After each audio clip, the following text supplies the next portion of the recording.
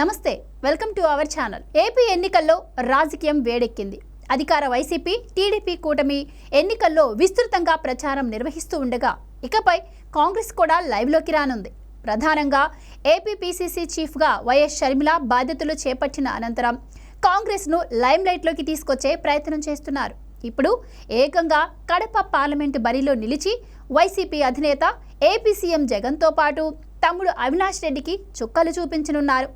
కాంగ్రెస్ అధిష్టానం కడప లోక్సభ స్థానానికి తన పేరును అధికారికంగా ప్రకటించడంతో తాను వస్తున్నాను, తమ్ముడు నువ్వు అన్న రెడీనా అంటూ సందేశాలు పంపుతున్నారు వైఎస్ షర్మిల. ఢిల్లీలో కాంగ్రెస్ సెంట్రల్ ఎలక్షన్ కమిటీ సమావేశం జరిగింది. ఈ సమావేశంలో ఏపీలో పోటీ చేయబోయే అభ్యర్థుల విషయమై కొన్ని కీలక నిర్ణయాలు తీసుకుంది.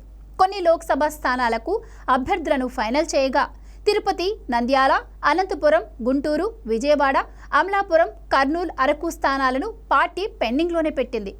ఈ నేపథ్యంలో కడప పార్లమెంటు బరిలో వైఎస్ షర్మిల నిలవనున్నారు.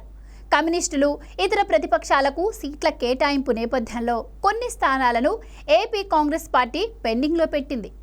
రాజమండ్రి పార్లమెంటు బరిలో గిడుగు రుద్రరాజు, బాపట్ల నుంచి జేడీ శీలం పోటీ చేయనున్నారు.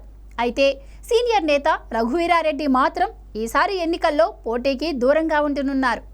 మాజీ ఎంపీ పల్లం రాజును కాంగ్రెస్ అధిష్టానం కాకినాడ నుంచి బరిలోకి దింపనుంది. ఏపీలో 117 అసెంబ్లీ, 17 లోక్సభ స్థానాలపై సిఈసిలో చర్చ జరిగింది.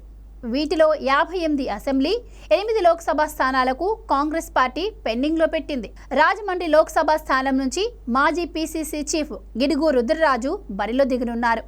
కడప లోక్సభ నుంచి వైఎస్ షర్మిల, విశాఖపట్నం నుంచి సత్యారెడ్డి, కాకినాడ నుంచి పల్లం రాజు లోక్సభ ఎన్నికల బరిలో ఉండనున్నారు. బాపట్ల నుంచి మాజీ కేంద్ర మంత్రి జేడీ శీలం పోటీ చేయనున్నారు. వీటిలో కడప స్థానం హాట్ టాపిక్గా మారింది. ఇన్ని రోజులు షర్మిల కడప నుంచి పోటీ చేస్తారు అంటూ ప్రచారం జరిగినప్పటికీ అధికారిక ప్రకటన రాకపోవడంతో ఆ వార్తలకు అంత ప్రాధాన్యత ఏర్పడలేదు. కానీ ఇప్పుడు అధికారికంగా తెలియడంతో వైసీపీ వర్గాల్లో గుబులు మొదలైంది.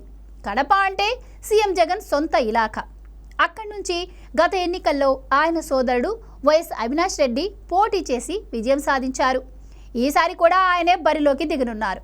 ఇప్పుడు కాంగ్రెస్ నుంచి దివంగత ముఖ్యమంత్రి వైఎస్ రాజశేఖర్ రెడ్డి కూతురు సీఎం జగన్కి స్వయానా సోదరి వైఎస్ షర్మిల బరిలోకి దిగనుండడంతో కడప ప్రజలు ఎవరికి మద్దతుగా నిలుస్తారు అనేది ఆసక్తికరంగా మారింది. కడపలో ఎన్నికల సమరం హాట్గా ఉండనుంది.